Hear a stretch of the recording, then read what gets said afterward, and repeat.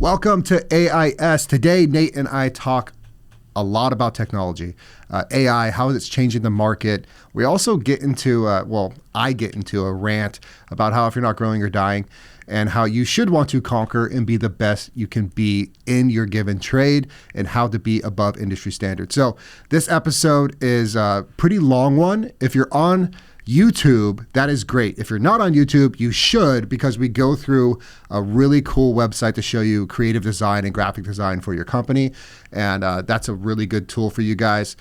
So hope you like the episode. If you do, like, share, subscribe, comment, send it to your contractor friend out there. There's a lot of good nuggets in this one. Stay tuned.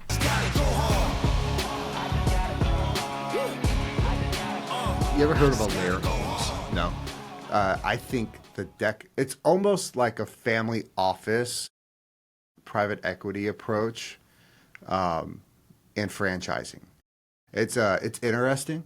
They're basically, I think they're based out of Canada, but they go up and approach remodelers, general contractors, design builders, and it's a partnership, rev split, and you get all of their back-end resources, their lead gen, marketing, accounting, it's like a license, their pricing model, like all of that stuff.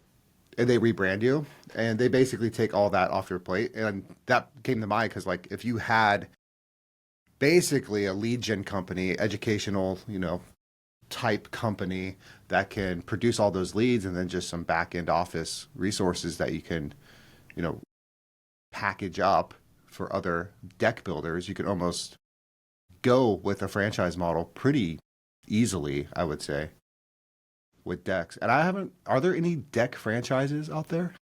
Yeah, there certainly are. The ones that you see are like mostly not just specifically doing decks. They're typically catered towards exterior home type projects. Architect is a pretty big home improvement contractor that I think does most in our market. Really, they don't compete with anything that we do. They will rarely show up for a deck consultation, but they'll do a Four Seasons aluminum panel, insulated panel, kind of, in a basic roof line system, shed style roof line system with glass insert windows or whatever. And what I hear from a lot of the clients that have had Architect come provide them pricing is that it's extremely expensive. It is full turnkey, but they definitely have it figured out to where they are using the same resources and rinsing and repeating their process over and over and over again.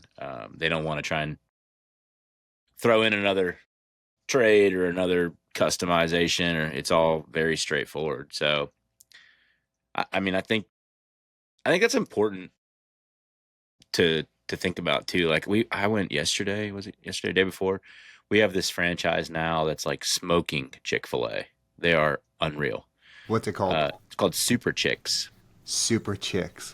And I'm telling you right now, the menu, the food, everything is way better. And it was developed from former Five Guys and Fries franchise owners that got Yum to help support the development of it. And when you walk inside, you can tell that I don't know how much you know about Yum Industries, but like Frankie Foods is the one of the engineered manufacturing assembly line companies that develops their makeshift or their make lines. And it's unreal to walk in this place because you're like, they have 25 people behind the kitchen and they're all visible to the entire general public as you come in. And it's like, they have this very, very defined. I mean, you know how Chick-fil-A meets you in the drive-through, even though there's the window you're going to order from, they're coming out to you in with a pad, and they're going to take your order. And it's just very service driven and quick results. I was just shocked, and the food is unreal. So it's like they know one thing and one thing really well: chicken. Yeah. They're not complicating it. Yeah, because they could have done it with Five Guys and Fries. They could have added chicken to the Five Guys and Fries franchise, but that's not what Five Guys and Fries does, right? Yeah.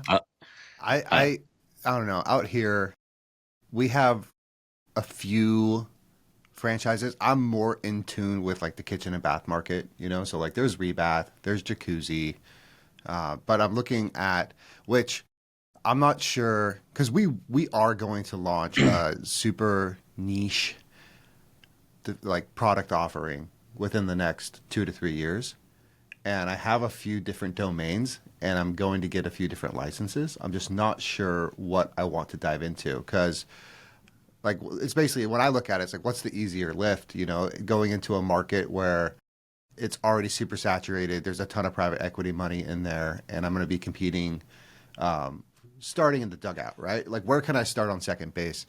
And I'm going to give away one of my business ideas. So I have swiftbath.com, which is like a 1 day bath conversion model. And I have the resources to do it and literally turn it on at any point. And I could drown my immediate market. And there's a few other local players that are doing like bath conversion stuffs. But I'm fairly confident it would be highly successful. And then the second domain I got was 3 Day Driveway. And it's like everyone that owns a home has it, right? It's one of the underserved markets that no one is touching, driveway conversions. Like you can go in, demo, form, and pour in 2 to 3 days, in and out for a typical, you know, track home driveway. They're always going to crack. And the expectation of concrete is that it's going to crack. It's not if, it's when, right? So like it's a, 1 year warranty on the cosmetic. Like we literally put relief lines in it for it to crack.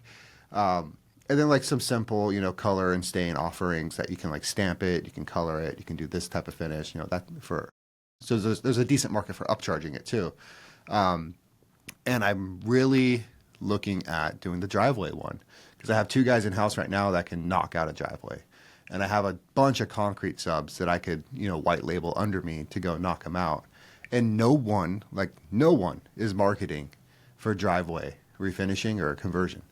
One of the funny, interesting things is, and people ask me if we do concrete, and I always tell them, yeah, of course we'll take concrete. I mean, you may not see it advertised within our social media, our branding, or anything like that, but concrete's really simple, for one. Secondly, it's easy to find a concrete contractor that will come through and does an excellent job, and you are essentially are subbing this work to them.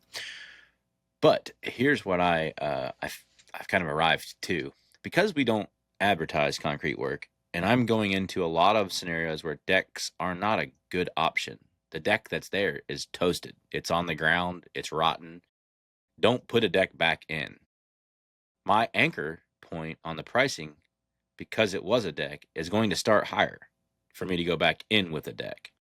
Whereas a concrete pad is going to be significantly less expensive. So it's really easy to talk pricing when I go into a job and I say, all right, it's definitely not a good scenario for a deck. What about concrete? I can save you a significant amount of money. Boom, it's no brainer. Well, and it's Whereas my kind of like, competitors struggle because they don't start that way. Like even my yeah. concrete buddies, they can't sell it at the same rate because they don't have the deck lead, right? Well, it's selling the sawdust, right? Like we do concrete pretty much every project, whether that's saw cutting, trenching, and then, infill and pour, or if that's new foundation, whatever it may be. Concrete's on 80% of our jobs. Why not just upcharge, right? Like let's do your driveway too. We're going to be bringing a crane in here. There's a high likelihood your driveway's going to crack. Here's the cost for your driveway if you want us to do that, right? And then I just feel like whenever someone's going in and building out, individual business units under their kind of umbrella business, like for us, the tile and stone is a niche. The bath conversions could be a niche. AHB as a design build remodeler is, the umbrella of all these little vertical niches under it. And why not?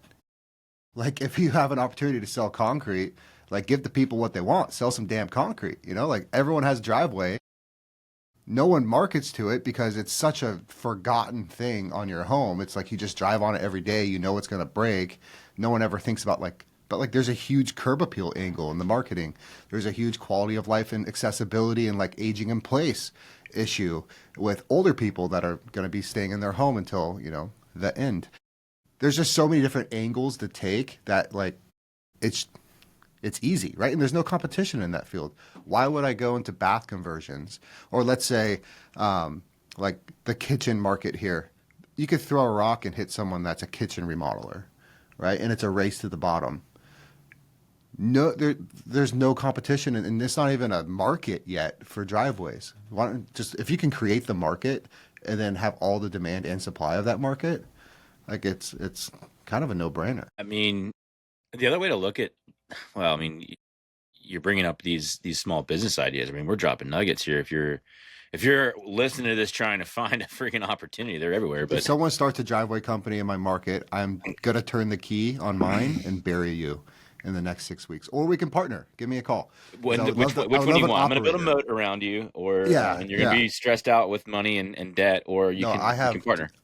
I have a sick logo for it too. It's almost like a retro Nintendo logo of like Yeah. the racing game, and like the track is a 3, and then it's like 3-day driveway under it, and it looks like a like a 70s neon like retro logo. It's super sick. How Mm. much Chat GPT have you done for this specific concept? None, actually. Gosh. We have a service called KIMP 360. It's like a fractional graphic designer program. And I can put, so I have business ideas every fucking week. I haven't used it recently because I've been really busy, but I'll put a business idea in there. And like first, I go through domains. Actually, before that, I go through keyword research. Like I have the idea of, look at the P&L. What are we spending the most on? Man, we're spending a ton in concrete contractors every year. Like, how can we get vertical in concrete? We use it on every job. How can we like sell that sawdust? So then I go to keyword research and start looking at like the demand on the keywords for concrete, whether that's landscaping, foundations, driveways, like whatever it may be. And then I see the demand. I see the cost per click is super low. The competition is super low. But I know the average ticket size is, 5,500 to 15,000, I would say, for the average driveway. So the return on investment there, the cost per click is going to math. So that makes a lot of sense. So then I go to domains. I go to, start searching on GoDaddy for domains and what's catchy, what works. Then I find a domain and I'm like, okay, so I got the front end. I'm not worried about like product market fit. Everyone has a fucking driveway. I'm not worried about the cost to market this service. I have less than 2-syllable domain, which is awesome, with a .com, not a .net or .org or anything stupid like that. And now it's like, okay, now I just need a sick brand asset. So then I put all of that into KIMP, where I have my company name, my domain, like what our brand stands for, what we do, what I want my brand to appear in the market. And then they spit off, you can put in a bunch of logos too, like for them to kind of spitball off of. And then they give you like 3 to 5 different ideas. Here, I'll log into KIMP 360 real quick and I'll show you. You just kind of start messing around. And you're like, hey, I really like, you're talking to a real person. So you'll be like, hey, I really like this part of the logo. I don't really like this. Or, hey, I really like, X, Y, and Z about this logo. Don't really like this. So like, I'll show you okay, let's see. My dashboard. So down here, I have a bunch. Even like with Hometown, we built out their brand assets in here. Here's the Swift Bath. This one came out good. It's and if you guys are listening, you probably should go to YouTube because there's a ton here. But like, Nice. that's a Yeah. sick logo, right? Yeah. It says everything about what you do. Exactly. Like it's very easy to understand what we do with that. Now I want to show you the driveway one though, because that one I was really happy with. Where is it? 3-day driveway. We also did a throwback KHB logo, and I did tank tops. Dude, this was dope. This was so sick. I was going for like 80s themed. All right. Yeah. No, those were sick. Those are sick tank tops too. We're going to do another run this year. But anyways, so like one, you're not a graphic designer. I'm not a graphic designer. So you probably shouldn't be doing graphic design. So like there's services for this. Also, like this is Plant My Plants, and this is a live newsletter. If you go to plantmyplants.com, you can check this out. And this is, that's a sick logo. And we do a daily newsletter for houseplants, DIY gardening, all of that. And that's a Moonbound initiative. But that's a full business right now. Like we're taking on sponsorships. We're actively partnering with community nurseries and doing all of that. And Here's the 3-day driveway. And this is my favorite. Yeah. Oh, there it is. I think it's Nice. sick. It needs a little work. I haven't really finalized the whole thing, but like there's a few different versions of it.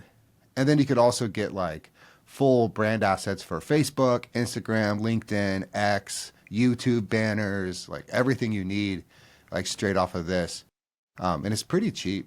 And look, you actually talk to them. Like you say, hey, dude, I need all brand collaterals for this Facebook banner, PFP, newsletter layouts, like the whole 9 yards. And he's like, sure, we'll provide that. So, Canvas the local contracting market. yeah, Like anyone that's a GC right now that is doing whole home or new construction or interior renovation, that's the one thing I'm asking. Like, hey, what's the one sub you cannot connect with, you can't find, that is either so busy that they can't get to you, or you can't even find somebody that specializes in just that. And I've got mine. I've got my idea. dude, mine is so another thing we're tackling, concrete polishing, kind of in the same line, but so that's one of our biggest competitors in tile, ironically. Yeah, A yeah, lot of yeah. commercial buildings we go in and it might be 150 200K tile bid, and they're switching the spec to polish concrete, and we're losing revenue because of it. So it's kind of like an adapt or die thing. Like we have to get in this vertical if we want to be successful, because the market is shifting towards finished and polished concrete.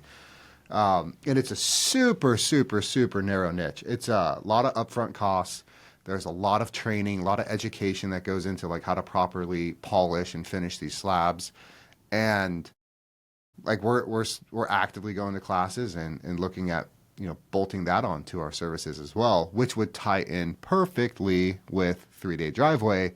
So it once again it kind of reaffirms that decision. But one, if you are listening to this, you should go to YouTube and look at that domain, because that was honestly one of our biggest, I would say, highest leverage points in marketing. Is we can just give ideas and it spits out all of this collateral for us, and that's huge for your business, even your existing brand. You can put your existing logo in there and just do like a refresh, like a redesign. You can do like I did a retro KHB logo.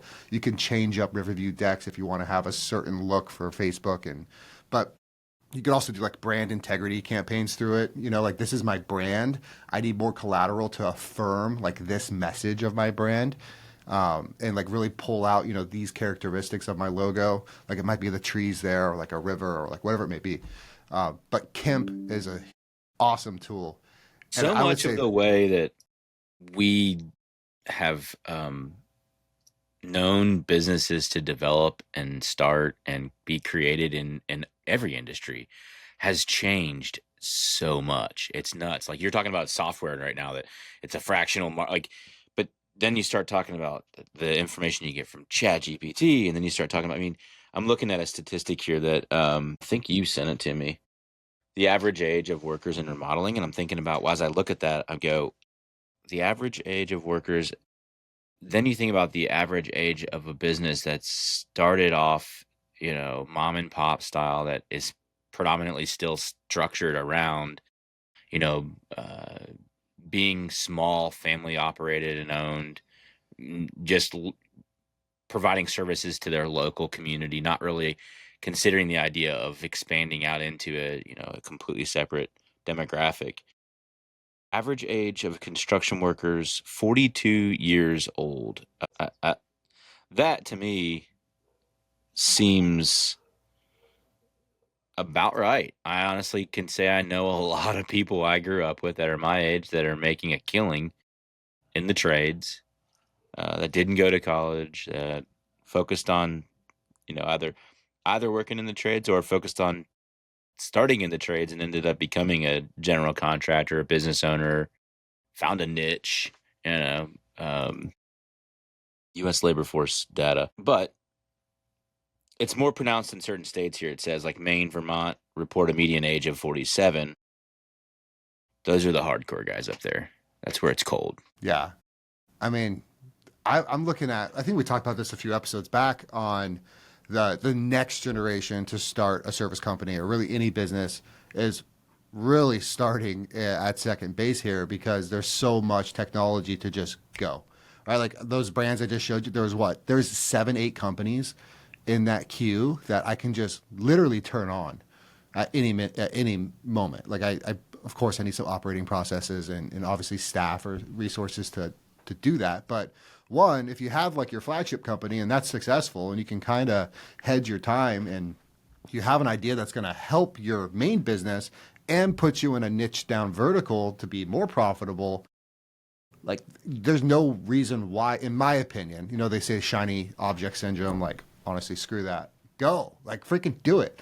Like, if you just need to hire 2 more contractors for concrete and you can start a $2 million a year driveway company that all the overhead is subsidized by your parent company, Or don't hire them and just go why? sell it until you have it and then go find the Yeah, that's what I contractor. mean. I get the subcontractors to produce. Like you're not carrying any of the burden of that. You're the whole thing's subsidized by your father I mean, company. it's no different than like these Why kids that not? are jumping into the real estate game and are wholesaling deals.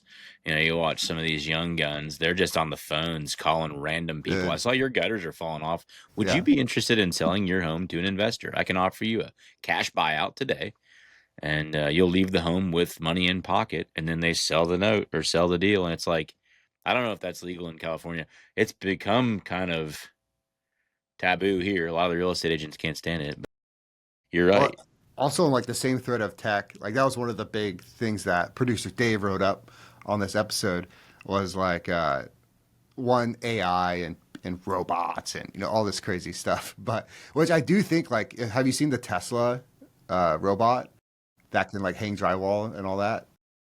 That's terrifying to me. Uh, because in like 10, 20 years, I could totally see like brute labor, just like demo and prep and all that being done by some sort of automated robotics. And that's terrifying. But what I'm really getting into is like we created Betsy AI, which is super cool. It's still like a very low MVP right now, but like that's going to be a piece of tech for our guys that's going to be invaluable in 5 years as we keep developing it. And then we started looking at like wearables and like transitioning everyone to the same operating system so we can implement these AIs and these applications we're building for our guys. And then I'm thinking of like, well, what about productivity? Like, how is tech going to accelerate productivity? And we're in a new age of technology where technology used to accelerate existing processes. Well, now technology is creating new processes, which I don't think we've ever seen before. Like email was an acceleration of snail mail. Like, uh, now it's like I can literally have like I'm looking at the smartwatches right now for guys.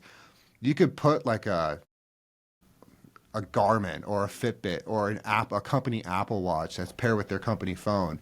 And there's so many health benefits, productivity benefits to knowing like, hey, was my guy sitting down for 3 hours when I left the job site? Like, well, I could pull up his data right here. Like, why was his heart rate 60 when he's framing, for 3 hours? Like, that doesn't make sense.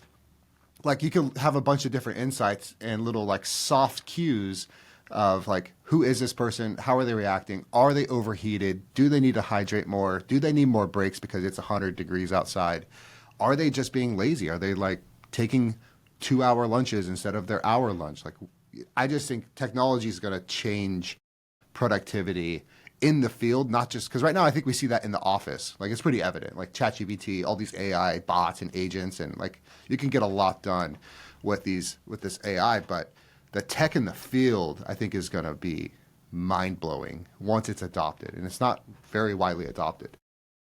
Yeah, Ty Lopez was talking about the other day on a podcast. That's exactly what AI is doing. It's now elevating the standard within your operation, and the people that don't agree or aren't fully on board with it just aren't going to work with you. Like they're not going to be in your sub network. They're not going to be within your close reach. You're not going to have them as a partner. You're not going to use them as a CPA or accountant. You're not. It's just going to be harder to find the people that are willing to accept the fact that that is the way of the future. And I mean, that's going to change our average age in the workforce too, again, because quite frankly, once these younger kids get wind of the fact that they don't really have to stand up a full blown business model and write a 50-page report about how they're going to operate their business model and who's the successor of their business model. Like they're going to go straight to allowing AI to do it for them. And then like you have right now, multiple options to just pull the trigger on. You're going to see companies start and fail way faster than they ever did. Money's going to move which is so much quicker than it ever did. which is hilarious because like the fastest way to succeed is to fail as fast as possible. Like half of those businesses that are in my queue, probably aren't going to work, right? Whether that is product market fit, whether that is just like the economics of scale, like whatever it may be, there's going to be a bottleneck, and some of those ideas are like very limited. Yeah, Like, businesses fail in the first 5 years. yeah, Bullshit. They fail in the first 3 months because they found a better way to do it in a different brand. 100%.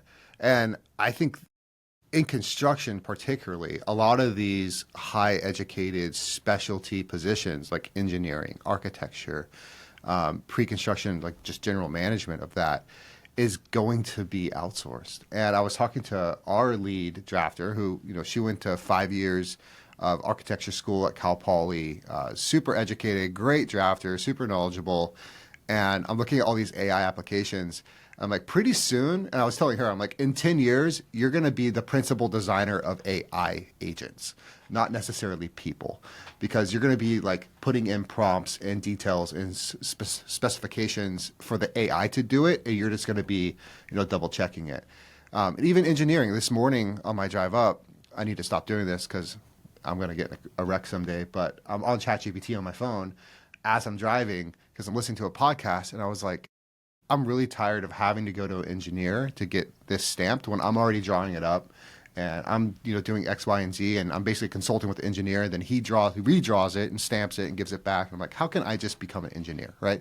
So I'm looking at like my general engineering, my Scope A license, which is like roads, utilities. I could basically do whatever I want public work wise, but I can't stamp plans. So then I'm looking at, okay, how do I become like a certified engineer?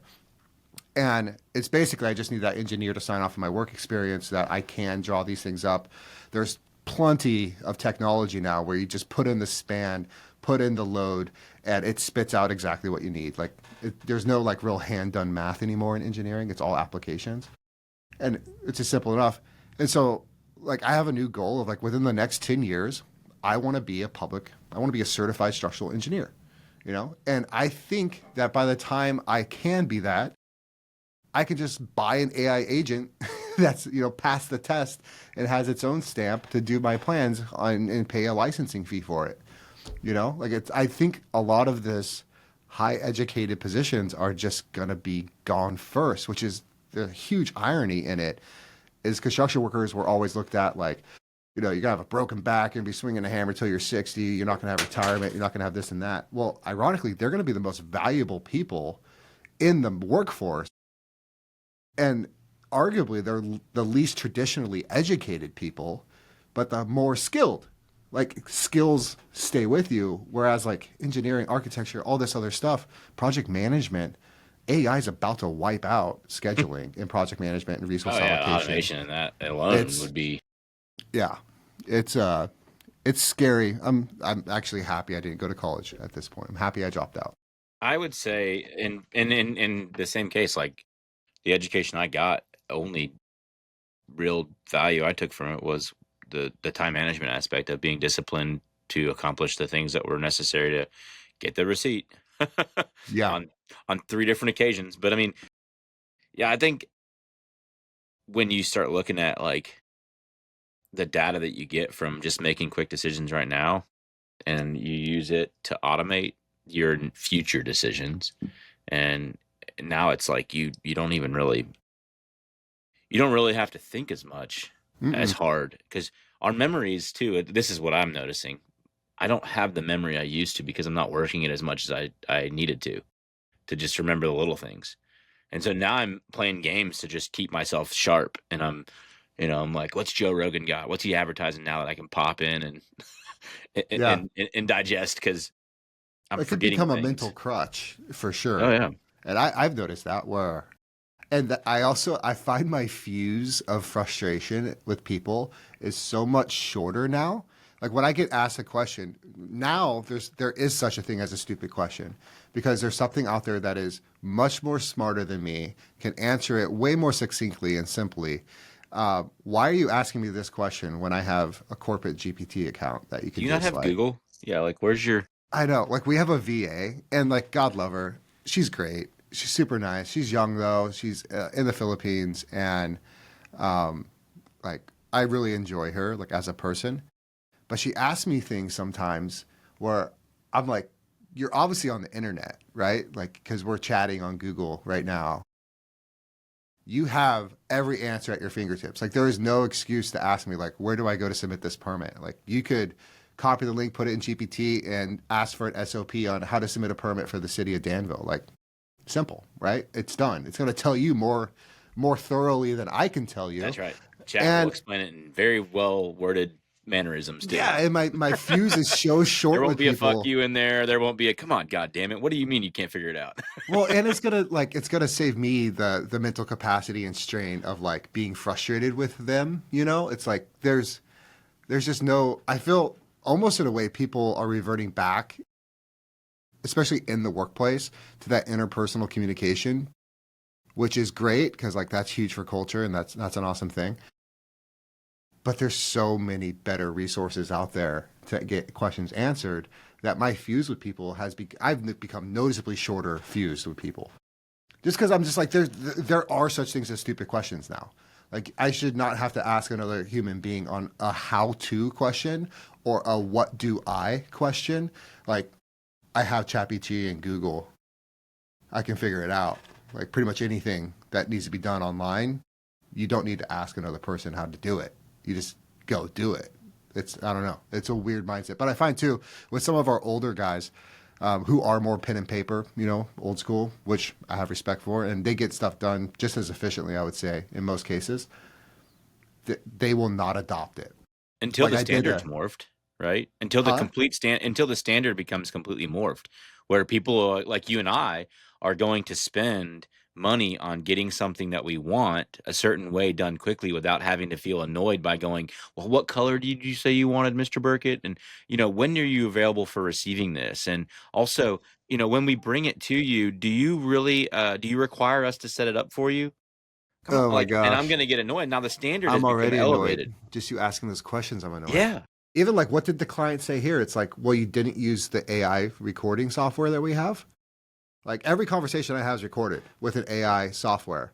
And I can just go in there and say, what's the specific scope of work for demolition in the kitchen? It gives me line items and copy, paste in my proposal. It's like, I don't have to remember what the client wants to do here. I have a set of blueprints. I have a Matterport 360 scan with all my measurements. I have a recording verbatim of what the client wants.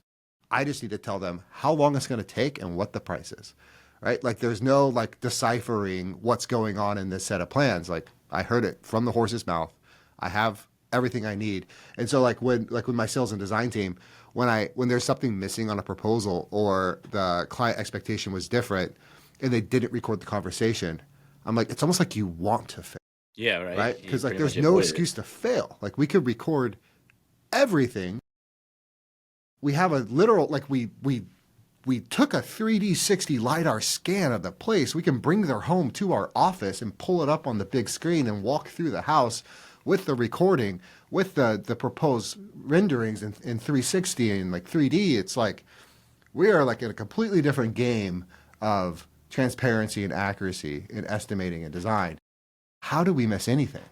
At that point, it's a people issue, not necessarily like a scope issue or a retention. It's like you just don't want to find the answers, right? You're just being lazy at that point, or your workload's too much, or whatever it may be. But I'm literally AI, like estimating and sales is gonna be AI. Like we're gonna have concierge like we do. They're gonna be client facing. They're gonna walk them through our process. But on the back end, like our proposals are gonna be AI written, AI estimated based off historicals. The schedule is going to be built with AI. The manpower allocation is going to be built from an AI repository of all of our people's skill sets and attributes and like what their strengths and weaknesses are. It's going to schedule our projects according to the people and their skill sets. It's going to update the schedule based off the daily reports and feedback loop it gets daily into that repository. And like we like you can run a $10 million construction company with 3 people. Like legitimately, like if you had a CTO and a COO and a project manager, you can run a $10 million construction company now if you start it that way with that intention. But I find like for ourselves included in probably every construction company, everyone is in the adoption phase. They're not in the start from scratch phase. Like if I was to start from scratch today, it'd be a whole different org chart. But now it's like you have to change and adopt new technologies, and then you already have the people. So it's like, well, gotta you can't just go, slitting throats and burning boats and fire your whole staff. But you elevate the standard. Yep, it's like a quasi technological Darwinism.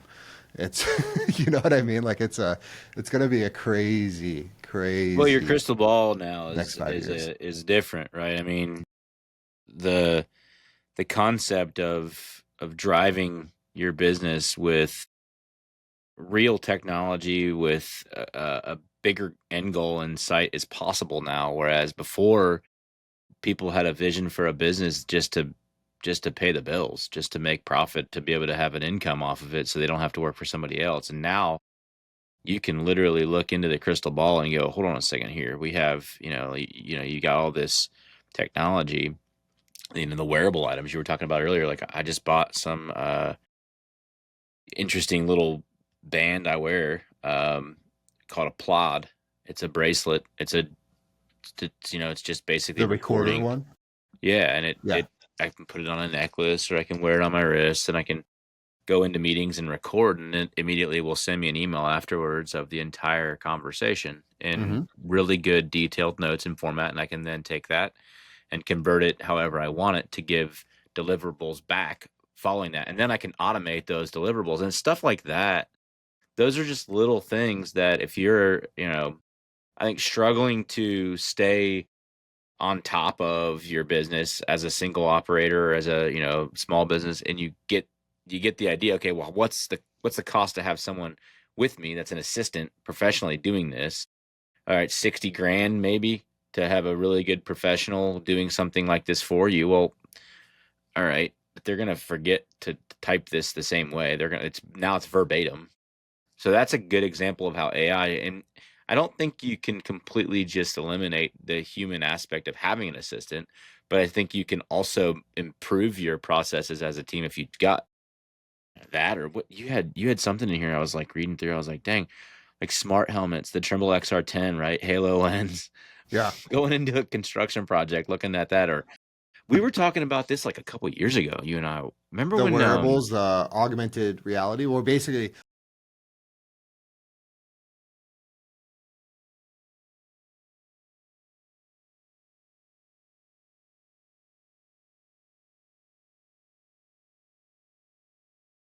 in the next 10 years.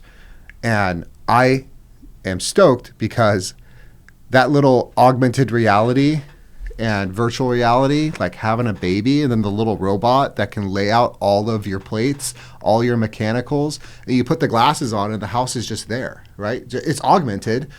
But you can walk through with the client and move and adjust and take notes and really like your guys, like their safety glasses in 10 years are going to be augmented capable to where like they can just pull up this elevation of the kitchen cabinetry and lay out that pop filler perfectly, no conflicts. Lay out these outlets for the plug molds under the cabinets perfectly. No conflict on solid surface install, no conflict with cabinet install. Like all those little issues project managers have are now gone because they're taken care of. Like it's the ultimate, like one of the sayings I've been hammering our team is like a failure to plan is a plan to fail. And it's the ultimate planning device. Like the house is going to be built and you're essentially the IKEA, collector. Like you're just putting the parts together. It's basically taking the experience of someone that's been doing this 30, 40, 50 years and giving it to anyone to be able to see all the choke points and conflicts in a build. It's going to be wild. And it's going to be highly profitable. Once again, like if I'm going to start that division with the technology, the tech stack up front. So it's going to be a brand new division. And we're only going to need 2 or 3 people, and we'll be able to crank out, I would imagine, 12 to 15 homes a year at a $2 to $5 million price tag. I mean, with 3 people. when you start looking at like your 3D printed concrete or your block module homes. Yeah. Or, I mean, yeah. And that's where communities, I think, right now, like we have a huge crisis here in Tennessee. The housing market in general, but affordable housing. And well, by default, it will become more affordable. Like luxury will be more attainable. Yeah, for sure. Yeah.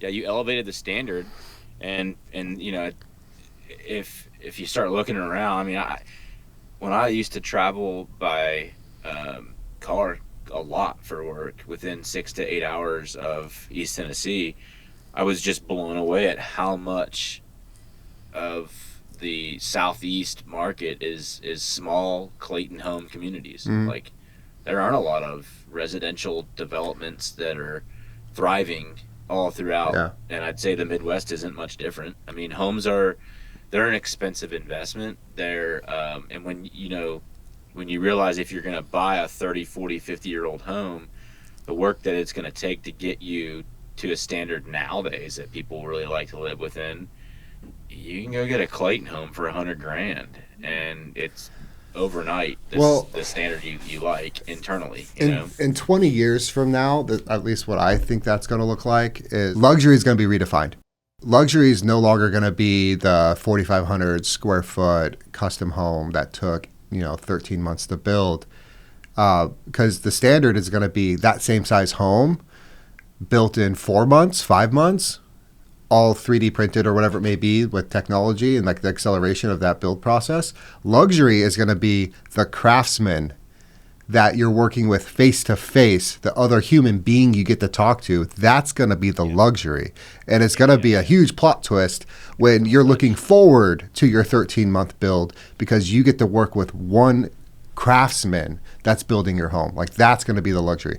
I almost think of like Japanese builds, where they're like mortising and interlocking all their plates and all their trusses like by hand. Like here on a luxury home, we're not cutting and stacking anymore, right? It's all pre-manufactured trusses. Like in Japan, the luxury is like you get that craftsman's personality and style to your house. Like that's going to be the shift that I see. That I think is going to happen. Like the people that can afford the overhead of the craftsman are going to be luxury just inherently, because everyone's going to adopt the cheapest way to build, which is going to be 3D printing. It's going to be, the 3-man construction company that uses AI and tech for the full, start to finish process, where the interpersonal relationship is going to be defined as luxury, because it's going to be few and far between in most markets in the next 20 years. Yeah. It's going to be wild. I mean, I definitely agree, and I think that's going to create and present issues for people who have gravitated towards automation and technology, because they're chasing after the most efficient way to do things to make money, and unfortunately, that same thing is going to bite them in the tail long term. I mean, then it's just a numbers game, and people are going to recognize that you're all about numbers and you're all about quantity over quality. And again, you're going to divert back to the guy that's specifically going to be there, the one point of contact that's it comes down to like what's your scoreboard, right? Like in business there's only a few scoreboards, and the biggest one's like what's at the bottom of the P&L, right? Like how profitable are you as a company? That's the universal scoreboard of business. Like how much money did you make, right? And it's not going to be the business owner's fault that they're looking for the most efficient and profitable way to build or to remodel or do whatever they're doing. That's just business. But the market is going to respond how it responds. And people will pay premium money for that relationship with another person. I don't think that's going to go anywhere. I think it's going to be marginalized, and our industry is going to be fragmented. And there's society-wise, it's going to be very polarizing, because we already have a pretty polar, almost like a serf peasant, king class, going on.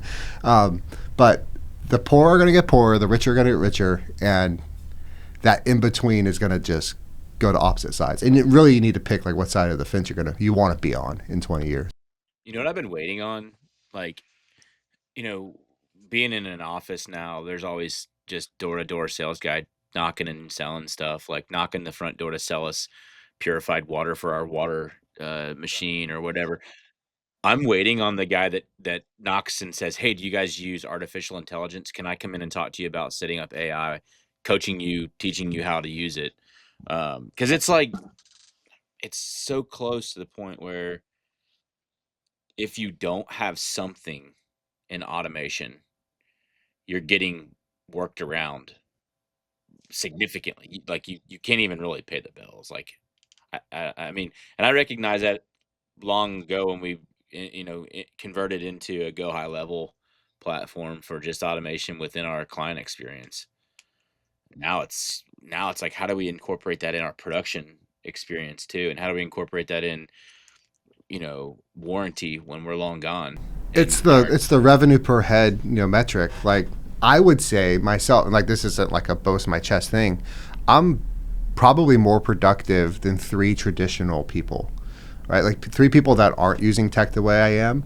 I am just as productive, if not more, than those people in my day-to-day operations, like what I accomplish daily, and that's purely because of tech. And so, like, if you look at, I think the most like a healthy remodeling company, I think the figure is like 350,000 of revenue per head is like safe. Anything above that, wildly profitable. Anything under that, you probably need to take a look at efficiencies.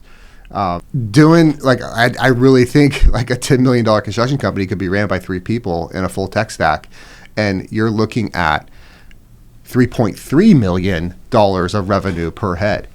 Like it's just it's incredible. It's almost ironic that you look at like Nvidia or Google or Apple with thousands and thousands of employees, and it's just a lot of traditional corporate bloat. Like they could easily cut their staff in half, almost like the Elon approach to how he does stuff, or the Toyota way, like their lean manufacturing process, where like the single points of accountability and all that. Like you could with technology, like I saw this thing the other day. I'm not completing full thoughts because I'm really excited about this, but there was a full org chart of a company with AI directors that were in charge of the org chart, like of their other AIs. It was like a master AI in charge of little baby AIs that were running full departments at a company with one person overlooking all of those director AI agents. And the workflow, it was on what was that, David? It's a 8 and 8 that we're building our AI platforms off. I think that's what it was that we saw. And I sent it to Chuck, who's who is developing all of our AI agents and all that. And we have our Betsy, and it's like almost like in Age of Ultron, Avengers. We just watched that this last weekend. But like Ultron comes in and he's this like massive, program, and then you have Jarvis, like this little baby program. Like that's what it looked like. Like what he built was this AI just conglomerate of an org chart and processes and automation, and like we put it next to Betsy, and Betsy's this little, like 15-20 step automated AI, where theirs was like 200 plus automations built in this AI that it just works. It's just autonomous. It's crazy what's going on. It's going to be really exciting, but it's pretty crazy. I think it's nuts that you're taking it to that extent. It's like, and most people on the outside looking in wouldn't have a clue that you're thinking like that. We just sold our first AI agent license to another company. It was like $10,000 or something like that for the build out, and then a monthly recurring licensing fee. And we're doing this for other contractors. This was he's a broker and logistics for building materials. And he has a repetitive problem in his sales process where Lutron keeps sending in all these batched invoices and updated pricing. And we built an AI to take that email, convert it all to an Excel sheet, automatically update all their pricing for their bids without a person doing anything. Right? And this guy, he's actually one of our clients. We're doing a $200,000 kitchen for him. And he was asking me, because I was on my AI while we were in our proposal meeting. He's like, what are you doing? I'm like, oh, like Betsy's doing this right now. He's like, what's Betsy? I was like, oh, it's an AI we created. And he's like, can we talk more about that? And so then I had the kitchen I sold for $200,000 then turned into an AI conversation on how I could help his business with Moonbound and an AI agent to take care of his problems. And then we sold him on that contract. And like, I really want to tout that we're like the first contractor that is also an AI agent and SaaS development company, because it's problems that we're solving for ourselves.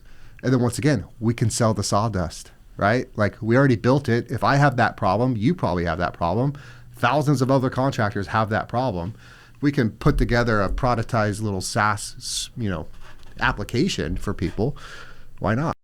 Yeah, and run it with one employee and turn it into a $2 billion organization and sell it to Siemens or somebody. Who knows? Dude, the margins on the AI agents, once you build it once, is like almost 90% net.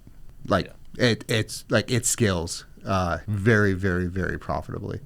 Like, I think the runway to 1 million in ARR is like 100 clients, and the build out time is less than 2 days per client. So we can do like 50 days, we could onboard 100 clients and hit 1 million in monthly reoccurring. It's wild. Like, the maths. But it's also like, where do you want to put your time? Like, I'm not actively like, the guys at Moonbound are spearheading that. But I'm the one that's like, hey, I have this big problem. And then I come to them and they're like, well, let's try to develop a solution to that problem. They develop a solution. It's like, okay, well, now we have an MVP. Well, now we can just make it a little bit sexier and see, there's obviously product market fit. If it works for me, I'm the guinea pig, right? Yeah. Ship it. Go send it. My mind's swirling. Like, I just want to find millions of ways to use it. Yeah, but that's the other thing, is I'm just so dedicated and focused to the one thing right now, because the one thing has gotten me this far, and I know not to dilute it. Yeah. And Well, that's a smart thing to do. yeah.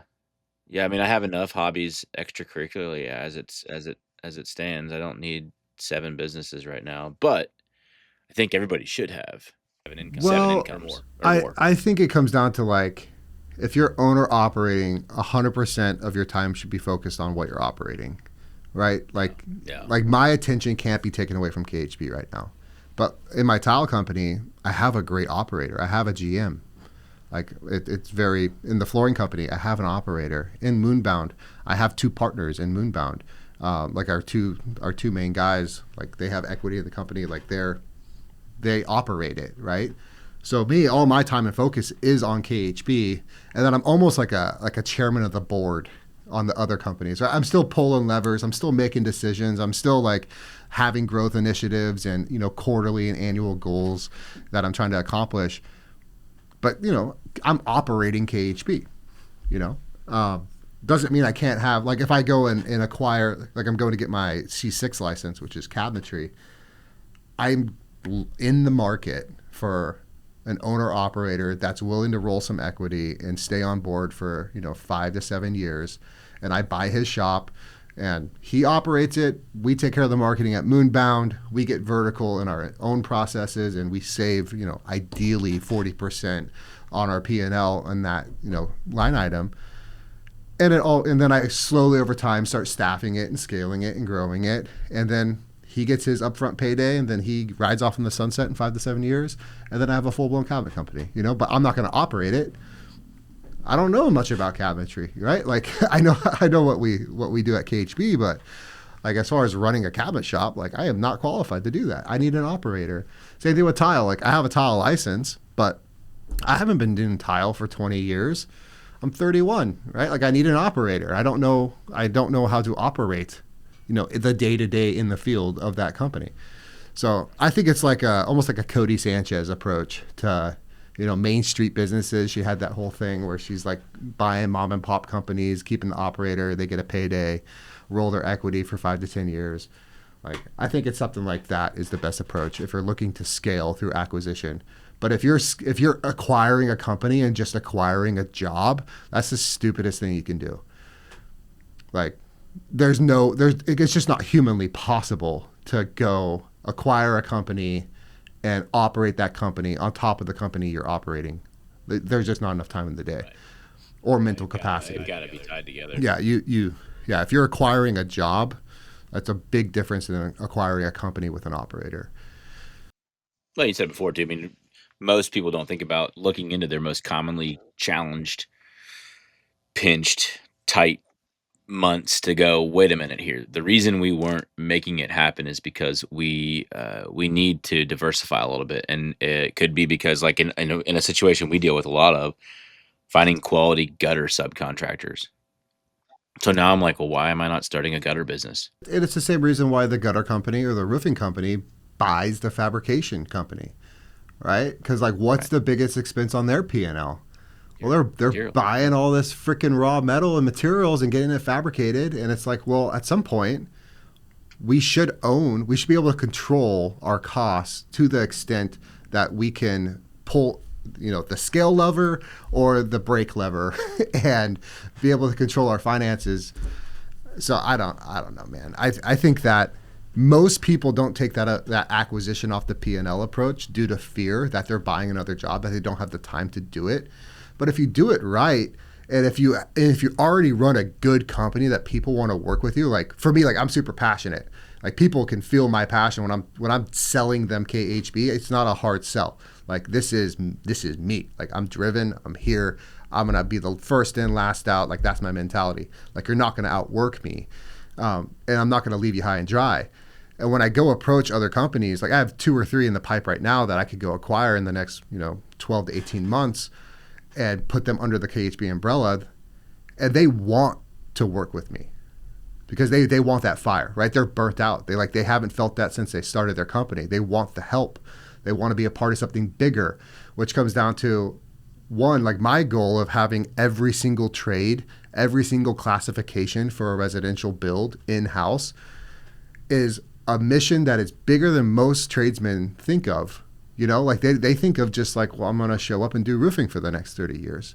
They're not thinking we're going to take over the whole Western United States in KHBs, and we're going to redefine a whole market of how we do construction in this age of technology, in this age of people, like how we treat our people, our culture, how we get paid. Like they don't when they see that umbrella, like my vision is big enough for them to live under and still be successful to their definition of success. They're still trying to find a way to save cost on the grout lines Yeah, by using a different grout material. They're not 100%. they're not looking at And I'm saying buy the grout company. yeah. Like why? Who's saying you can't? Like I told one of the other guys that I'm gonna go do cabinetry in house. One of my other contractor buddies, and they view it as like a headache or like a nuisance, and I view it as like an opportunity. Like, why can't I go buy the cabinet company?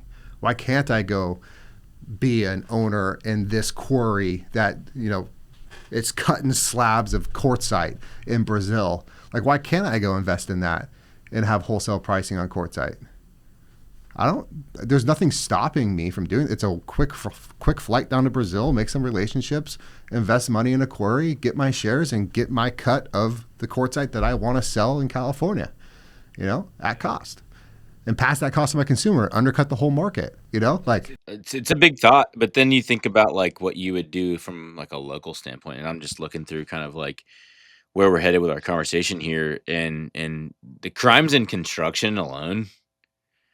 Just thinking about trying to go acquire a local company and not knowing it's tax season right now, right? Some of these guys, and then you do a thorough uh, evaluation and due diligence, but it's like you sometimes could put yourself in, and you're spending a lot of time doing that, only to find out that a guy's not paid his taxes or not treated people well or has been juicing the company with, you know, Well, that's why you got to age. You got to think about before you ever do the acquisition in 5 years. You need to be planning for it right now. So, like, I have aged corporations, ready to bolt on a business model too. That I can go get lines of credit and go do stuff like that. And like with the tile company, we didn't even acquire that company. They were in the middle of a lawsuit, a labor lawsuit, which I wanted no part of. A middle of a divorce, which is also sticky with business and everything. And we ended up just purchasing all their contracts, equipment, and onboarding all 18 of their employees to a whole new corporation. Just let that one dissolve. Like, go away. Don't need it. Like, we're just going to take all of this and bring it over here. And I think there's a lot of creative ways to hedge and mitigate risk, and still have the ideal outcome for the company. But it's definitely capital restrictions are the biggest hurdle that I see to scaling through acquisition, unless you can have a little lightning in a bottle moment where you get the right owner, the right business on the right terms, and you can seller finance and have them carry a decent amount of that. But it takes a lot of trust. But for us, like, we invested $450,000, like, realized, like, hard cash, floating that tile company to where they were profitable. And it took almost 14 months to get them in the black with their because like they do a lot of prevailing wage. So like we were eating 40 grand a week on payroll, and they had zero receivables because they're all like basically net 90 on a lot of this work. And so we were fronting quarters at a time. Sometimes it was disgusting for a minute there, and it was really scary for a minute there too. But honestly, like, KHB was in a place where it could bankroll that, it could float that. And we still posted a net profit last year. And now this year, with them in the black, I think I shared my P&L in the chat for Q1. Like, the economy of scale is starting to click, right? Like, now that they're in the black, KHB is just growing and growing and growing. It hasn't changed. It was able to float, a $4 million tile company last year with basically no receivables. Now you get to a point where it's like, you give a crazy person like me a couple $1 million, and especially since I don't even care about money, I want to give it back to all my people, and I want to go take over the world. Like, those are my two things. I'm not going to go buy a 10,000 square foot house. Like, I'm going to go buy 10 companies. I'm going to go get as vertical as possible. I'm going to plant my flag right here in the center of California with all the middle fingers up to everyone else. And I am going to raid and pillage every single market until we take over all of California, all the Western states. And as the months go by, it's like the profitability is saying that I can do that. And I'm so excited. I'm so excited for it. And I think honestly, like, if you're not growing, you're dying. I feel like every business owner, maybe not to the extreme that I have it, because there's probably some deep-rooted issues that I have that make me want to do this, what I'm doing. But, which is, whatever, it is what it is. We all have our shit. But if you're a business owner, you should have that mentality. Like, you should want to be the best deck builder, the best roofer, the best drywall contractor. And it should piss you off when you see another drywall contractor in your neighborhood. It should piss you off when there's another deck builder working in a neighborhood you're working in. Like, why did that homeowner not call me? Why am I not doing that job? Why are they going with them? Like, that's a problem. Like, that should really piss off another business owner. Like, for me, like, there's plenty of room in the sea for all these other remodelers and contractors, but I don't want there to be. Like, and not like no detrimental to them. Like, they need to make a living, but like, I want to take over. Like, how did they hear of you, right? It better have been a family friend, because if it was online, I'm talking to my marketing team. I'm pissed. Why did that customer not call me? Why are they going with that guy? Yeah. Anything short of a family friend is unacceptable. Like, we should have got that call. We should have had that at bat. If we miss, we strike out, whatever. We lost that project. It happens. But I want the at bat every time. Which is, I think, it's probably, you don't think about it. I mean, but you need competition. But I mean, the reason you're not getting the opportunity, it could be a number of things. Your marketing's not set up. You're not getting to the lead fast enough. Even when you do, your deliverables suck. You're not niched down. You can't give them answers. Like, there's a lot of things that cause you to not be the first phone call. Yeah. But yeah. Well, competition, you need competition. Like, what I'm doing right now, I can't wait for me, like a younger me type in 5-10 years to come into the market, and I identify them and I go, yeah, like, you're that dude. I need that dude, because you're going to keep that fire lit in me, Like, that's how when I came into the market, I had a bunch of competitors that were talking shit and saying all this stuff. And I was like, watch, like, I don't care. Like, I'm going to bury you. I'm going to bury all of you. And it's not out of like personal hate or anything. It's like a complete competitive nature. And we need that in the market. Because that strives for greatness. Like, that's how companies get better. Like the market's going to do what the market does. It's going to weed out the people that aren't a good fit. It's going to weed out the bad companies. But the people that care and the people that just won't stop, like those are the people we need to drive excellence for our consumer. Because at the end of the day, it's for our client, right? Like it's not some selfish, egotistical need to conquer that I do what I do. It's like we need to change the market for our clients. We need to better serve our clients. And in return, by happenstance, we will be more profitable, more successful, be able to scale into more markets and have a better reputation and all that. But that's the goal. That's the goal, baby. Well, that was a long one today. Crushed it. We went through a lot. I'm excited about a lot of it too. Quite frankly, everything we've talked about is super relevant. And if you don't feel like it's relevant, it's just because you're out of touch with the fact that the world's revolving quickly, and you again, if you're not growing, you're dying. That should be the title of the podcast, David. If you're not growing, you're dying. I like it. Get on the bus. Yeah. All right, man. Well, I will see you next week. Sounds good, dude. I sent you the sheet too. Next week is Alex Hormozy. Oh yeah. I will be in Vegas. Maybe I'll fly over and just say hi for a night. You should. I mean, it's $5,000. Come spend the day with me and Alex and Layla it's 2 days. Yeah, that'd be sick. Not too late. Soccer games on Saturday, Sunday. Actually, dude, I'm a basketball coach now. I can't. That is awesome. I don't know the last thing about. I'm 5'8", so basketball wasn't my sport. I was the only white boy. I'm not that good though. But it's 7 under co-ed basketball. Like it can't be that hard to coach. You can't. I got some new. I got my kid and I matching Nikes. I'm stoked. It's gonna be sick.